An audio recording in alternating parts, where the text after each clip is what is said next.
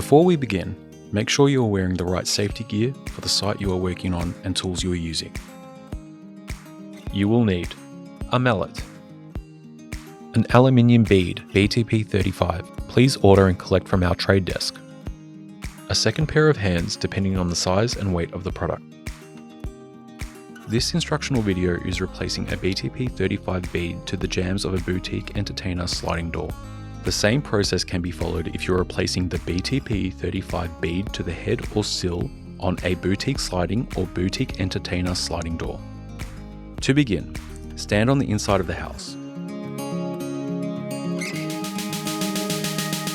Hold the BTP35 bead at approximately 45 degrees with one side against the fixed panel of the jamb, and then rotate the other end into the pocket of the jamb. Gently tap the edge of the BTP35 bead with a mallet so that it snap fits into the jamb. Gently tap it along the jamb until the whole piece snap fits into place.